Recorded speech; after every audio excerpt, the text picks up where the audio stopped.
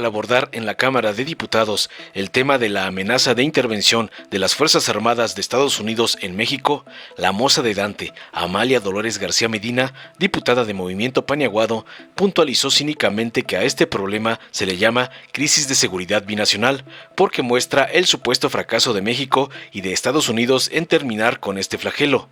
Las muertes están de los dos lados. En lugar de politizar esta situación, como ella y el PRIAN lo hacen, subrayó, se requiere una corresponsabilidad compartida de los gobiernos de ambos países para garantizar que este flagelo se detenga.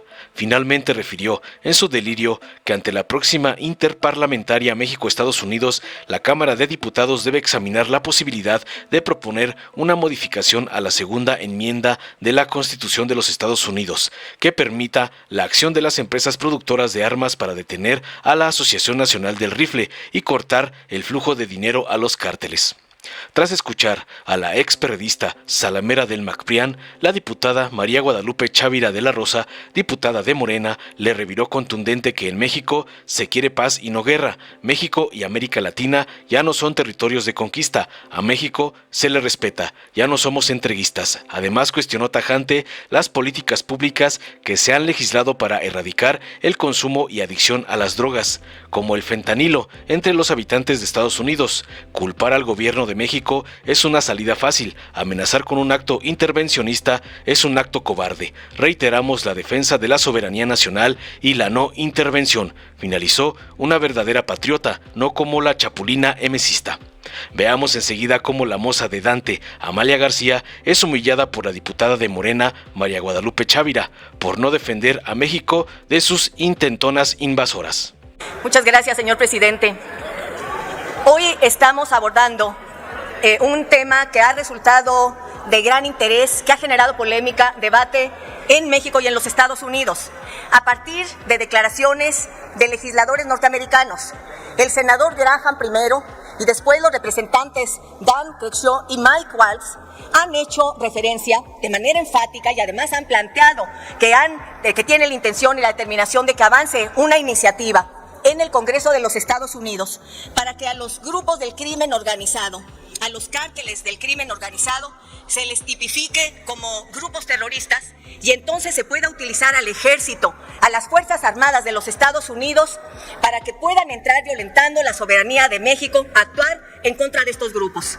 Dicen que las palabras no son neutras y cuando se habla de terrorismo es fundamental que digamos exactamente de qué se está hablando. Naciones Unidas, después de los acontecimientos, los actos terroristas del 11 de septiembre de 2001, precisaron con mucha más claridad a qué se refiere un acto terrorista y lo que han hecho es distinguir entre la naturaleza, los marcos jurídicos y la diferencia, el andamiaje institucional incluso, de lo que es un grupo terrorista y de lo que son grupos y cárteles de la delincuencia organizada. No son, de acuerdo con el propio Consejo de Seguridad de Naciones Unidas, lo mismo. Son distintos. En el caso específico de los cárteles de la droga, lo que tenemos que decir es que su actividad está vinculada no solo a crear terror, sino que está destinada a un gran negocio. Y todo lo que está alrededor de este gran negocio lastima y lesiona a millones de seres humanos y también a los países. Alrededor de este gran negocio de los cárteles están las armas, está el comercio, está la producción, está el dinero. Es un gran negocio, está la corrupción. ¿Qué es lo que tenemos como consecuencia de esta presencia y acción de los cárteles? Muertes, violencia, inseguridad. Hay un grave problema de seguridad nacional en los países donde actúan los cárteles. Y este problema, esto que hay que llamar crisis de seguridad binacional, porque creo que es el término exacto que debemos utilizar, crisis de seguridad binacional, también muestra el fracaso, en este caso de los dos países, tanto de México como de Estados Unidos, en terminar con este flagelo.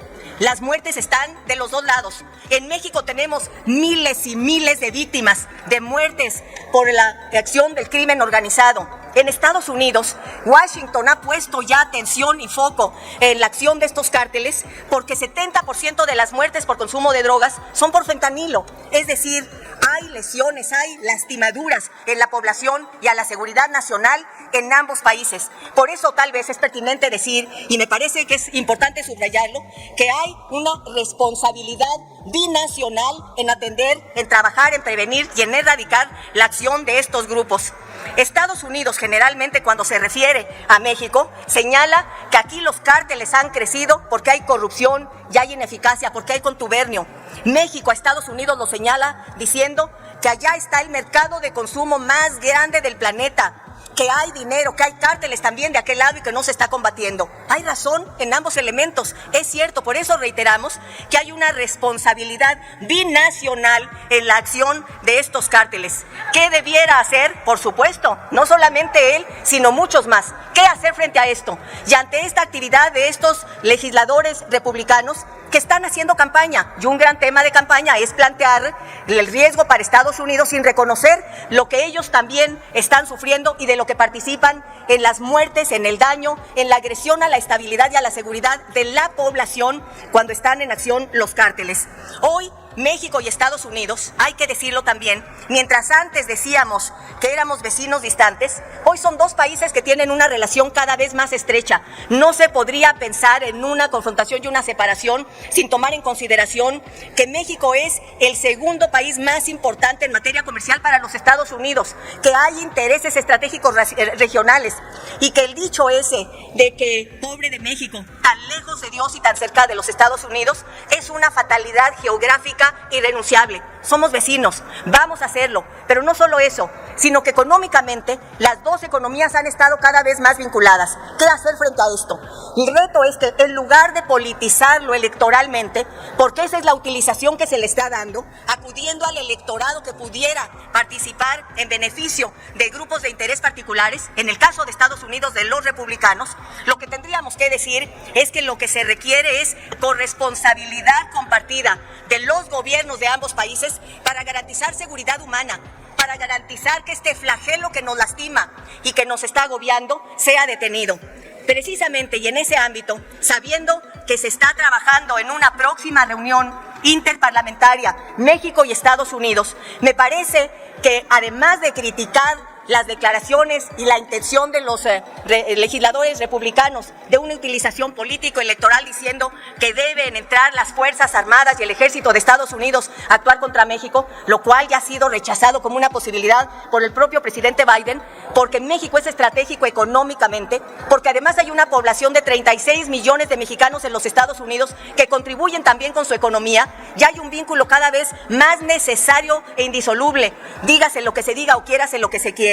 Creo que en vista de esa posible reunión interparlamentaria México-Estados Unidos, esta Cámara de Diputados debería examinar la posibilidad de hacer una propuesta frente a esta preocupación, entre comillas, señalo yo, de los legisladores republicanos por la acción de los cárteles señalando que son terroristas.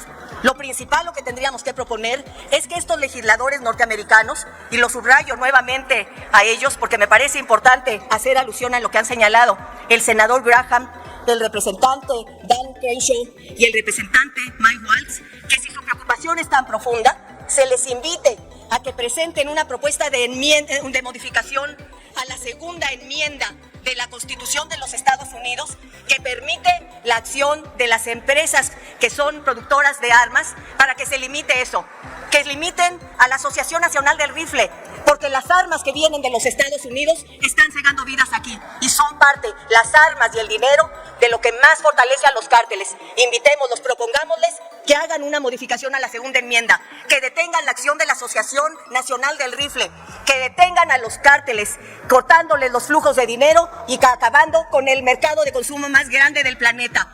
Eso es una propuesta concreta y específica que podemos y debemos adelantar. La corresponsabilidad de ambos gobiernos, la responsabilidad binacional en este flagelo que vivimos y sufrimos y la inseguridad que nos azota, tiene que enfrentarse por ambos gobiernos, por ambos estados nacionales y poniendo en el centro, y yo lamento de verdad que cuando hemos hablado de enfrentarlo se ponga en el centro el uso de las armas, tanto aquí con el uso del ejército como en Estados Unidos por los republicanos hablando de que su ejército entre a México. No es esa la solución, no son las Fuerzas Armadas, es cortar las armas, acabar con las armas, terminar con el mercado, acabar con la ineficacia y con la ineptitud en ambos lugares, en ambas regiones de Le pido a la oradora que por termino favor con concluya. ello, Muchas gracias. para que lo que se proteja y se salve sea la seguridad humana. Eso es lo que tenemos que poner en el centro. Muchas gracias. Con el permiso de la presidencia, buenas tardes, Adelante. compañeras, compañeros, diputados y diputadas.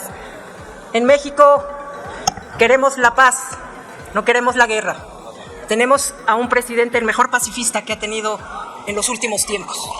Ese es Andrés Manuel López Obrador. Y he escuchado, lamentablemente, discursos basados en el odio, en la cobardía, en el enojo, en la infamia. Y decirles que es claro esa actitud intervencionista de algunos pseudo legisladores republicanos, porque aseveran que el tráfico del fentanilo debe de combatirse con todo el poderío militar de los Estados Unidos, pasando por alto la soberanía e independencia de México. Decirles, porque hay una doble moral y hay una hipocresía. Hay dos halcones que se dicen ser legisladores en Estados Unidos, que es Linda Graham, senador de Carolina del Norte, y William Barr, que fue secretaria de Justicia de Trump. Y en el mes pasado también fiscales que exigen mano dura contra el tráfico de fentanilo. Pero hay que decir que esto es un tema interno, pero también un tema donde ellos son los principales promotores de la fabricación de armas, no solo en Estados Unidos.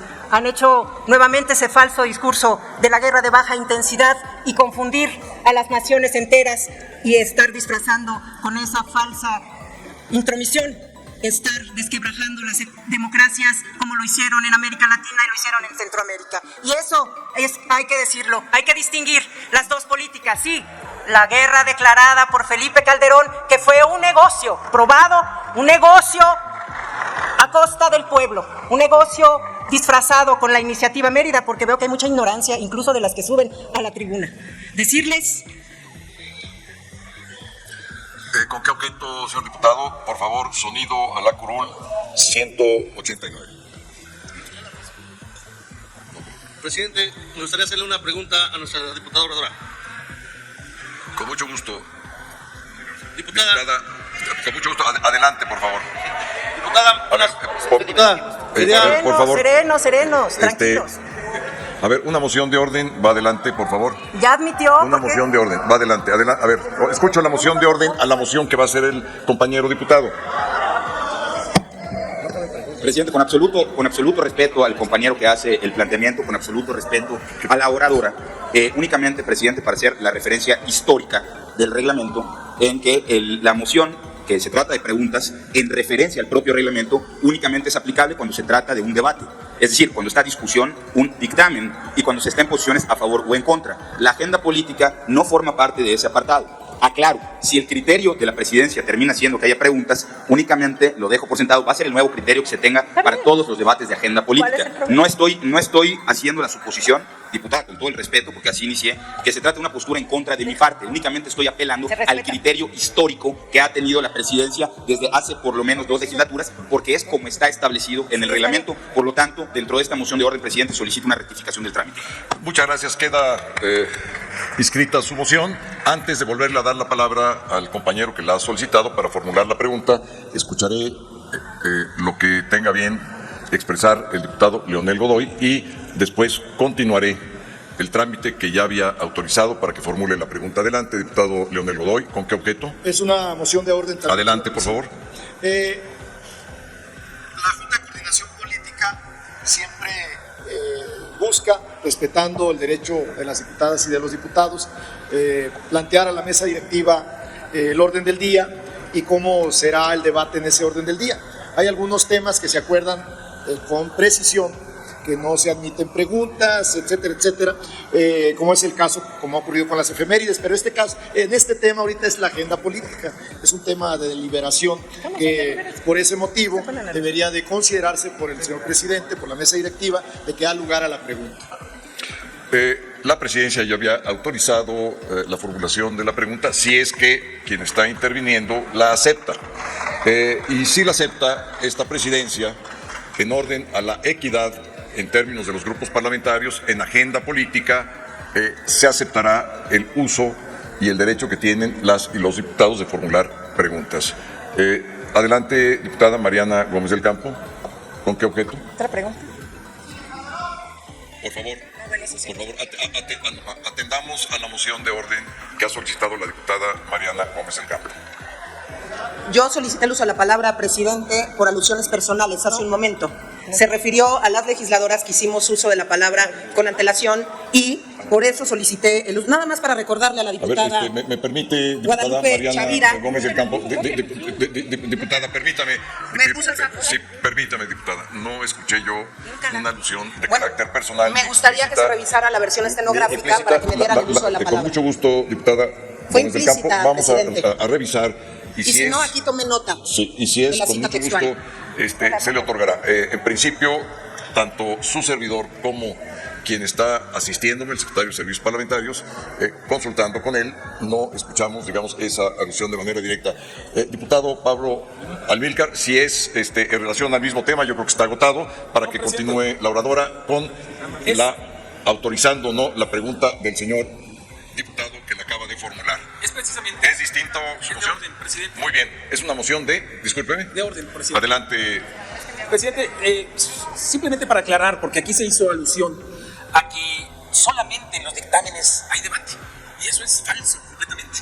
El propio reglamento establece en el artículo 117 que es durante los debates. ¿Y qué más debate va a haber que la agenda política? Y esta agenda política es un debate precisamente de alto calado, de un alto nivel. Y me parece... Señor diputado, con todo respeto, ya habíamos autorizado por las mismas razones que usted está expresando. Si usted me lo permite, que la oradora responda si desea aceptar la pregunta que tiene a bien formularle el diputado. Si lo tiene a bien, demos paso a la continuación. Sí, muchas gracias. Diputada. Sí, presidente. Adelante, señor diputado, por favor, formule su pregunta. Sí, muchas gracias, presidente. Nada más preguntarle a la diputada si tiene conocimiento del resultado del plan Mérida que hizo el corrupto de Felipe Calderón. Tiene usted el uso de la palabra, diputada Chavira. Gracias. Mire, diputado, muy pertinente su pregunta porque yo lo venía en el desarrollo de mi exposición. Sí, esta iniciativa se firmó en el 2008 y fue en asistencia en materia antidrogas. Desafortunadamente, quien lleva en ese entonces la instrucción de dar la operación de ese combate antidrogas, pues nada más y nada menos que fue García Luna. Entonces usted saque sus conclusiones de cómo hoy México tiene que estar visualizando una nueva estrategia. Esa estrategia es una estrategia basada en el respeto a la soberanía. A diferencia de esa estrategia que yo comentaba, que fue toda una ruta establecida para la carrera armamentista, toda la producción de armas que fue beneficiada sobre todo a estas hoy congresistas, estos dos halcones que así los definen, porque son el ala dura dentro de los republicanos, como aquí en México también tenemos nuestra ala dura, nuestra ala ultraderechista, que pues lo único que han visto cuando militan en algún partido pues es el negocio, y eso fue lo que vieron en México cuando fue la iniciativa Mérida, que recibió miles de millones de dólares que se fueron al caño de la corrupción. Y hoy tenemos un presidente que ha levantado la voz y que ha determinado un trato digno, porque eso es lo que estamos recuperando dignidad y recuperando soberanía, y eso lo está haciendo el mejor presidente, porque les molesta que tengamos un presidente que quiere a su pueblo, un presidente que viene del origen más humilde, y por eso es lo que les irrita, por eso es que se atreven a venir a tribuna con una cobardía, a decir que tienen la moral muy en alto, y vienen a ofender al presidente porque les irrita que no sea un presidente que pertenece a las élites, y eso fue el fracaso de la iniciativa Mérida, esa guerra que tuvo miles de mexicanos que fueron asesinados con ese pretexto, porque recuerde usted que tuvo que tomar esa iniciativa para legitimarse porque había robado la presidencia de la República. Eso fue lo que hizo FECAL, y por eso tuvo que lavarse la cara con esas iniciativas. Bueno, no creo que se haya lavado solo la cara, se lavó con miles de millones de dólares para negocios, seguramente, porque había que revisar si en algún momento él también va a ser llamado a cuentas. Y si esa iniciativa, comparada con la iniciativa Bicentenario, que también hay cifras importantes, esa cifra que el gobierno de Biden ha reconocido, a pesar de los pesares, porque les duele que Estados Unidos ha tenido que emular mucho de la política social que está haciendo el presidente, el estado de bienestar, el estado keynesiano. Les recomiendo que lean un poco de Keynes, porque de repente se me hace que los neoliberales les causa urticaria saber lo que existe en México y lo que existe en Estados Unidos, porque Estados Unidos hoy vive una de las peores crisis, están teniendo crisis impresionantes en materia monetaria, porque ustedes leen los periódicos, me imagino, que saben que ahí también se centra una de las preocupaciones, porque el lavadero de dineros, la gran lavadora de dineros, no está solo siendo reconocida en Estados Unidos. Por eso la quiebra de los bancos. Son economías artificiales, economías que están sobre todo señalando, y yo quisiera decirle cuál es la diferencia entre lo que es la iniciativa Mérida y la iniciativa de entendimiento bicentenario. Hay un cambio de paradigma en la relación bilateral con una relación colaborativa entre pares, que eso se les olvida a los neoliberales, porque los neoliberales estaban sometidos permanentemente a los dictados del Fondo Monetario Internacional y del Banco Mundial. Se les olvida porque tienen una corta memoria y tiene los siguientes objetivos generales: proteger a nuestra gente, porque eso es lo que ha privilegiado este gobierno, estar siempre del lado de la gente, y el 18 de marzo lo vamos a ver,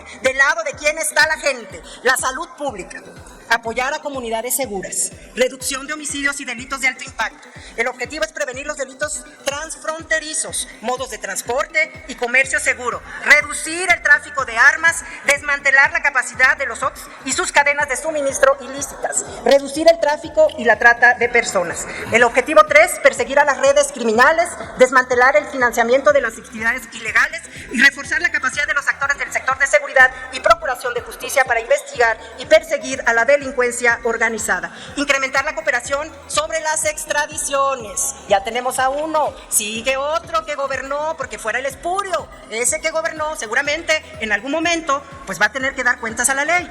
El que dicen que nada debe, nada teme, pues que se ponga. Ya lo invitó el presidente que fuera a la mañanera, pero no va, ya lo invitaron para que tenga el derecho a la tribuna y vaya y diga si de verdad tiene la conciencia tranquila, pero son cínicos, eso es lo que pasa. Entonces, decirle, vamos con el contrastando con cifras, y con eso terminaría contestándole su pregunta, diputado. Contrastemos nada más. En el tema de la cocaína, nada más, son datos que nos da la DEA. Esa es la fuente, y la fuente no miente. Del 2008 al 2012, el incremento del consumo de cocaína y de producción fue del 628%. Nada más, el 628%. Y después, del 2014 al 2021, estamos hablando que se ha logrado abatir, y hoy estamos con cifras del 147%. Esa es la capacidad de un Estado que está a la altura de su gente. Se han hecho inhabilitación de laboratorios clandestinos. El incremento fue de más del 100% durante la iniciativa Mérida. Entonces imagínense, hoy el gobierno de la República ha demostrado que aquí no hay un Estado que esté en la complicidad. Es la diferencia. Y con eso terminaría mi respuesta, diputado presidente, y muchas gracias por ser tan amable de permitirme contestar a nuestro amigo diputado. Adelante, continúe con su intervención, por favor. Decirles que México y América Latina, como ha dicho nuestro presidente Andrés Manuel López Obrador, ya no somos territorios de conquista. A México se le respeta. Ya no nos gobiernan los neoliberales entreguistas, quienes, por cierto, fueron cómplices de la ineptitud que significó el operativo Rápido y Furioso, por el que miles de armas estadounidenses ingresaron a nuestro país. Armas que cobraron vidas humanas en México. Ante estas muertes y ante los centenares de tiroteos y el tráfico ilícito de armas provenientes de Estados Unidos, ¿qué políticas públicas han legislado para erradicar el consumo y la adicción de drogas como el fentanilo entre sus habitantes? Culpar al gobierno de México por la grave crisis sanitaria que representa el consumo de fentanilo es una salida fácil, muestra de la más mezquina politiquería para ganar electores. Amenazar con un acto intervencionista es un acto cobarde para despertar simpatías entre los grupos racistas y antimexicanos y conservadores como los de la ala extraderecha que hoy nos acompañan. Y decirles, amigas y amigos, bien vale la pena decir que las víctimas de la violencia y del consumo de opioides merecen que tengamos representantes más dignos, y desde este poder legislativo reiteramos la defensa de la soberanía nacional y al principio de la no intervención. Y Calderón sí sabía y es cómplice de García Luna. ¿De Calderón? ¿Es cómplice de Calderón también? Dale en me gusta, suscríbete, activa la campanita y compártelo para que más gente lo vea.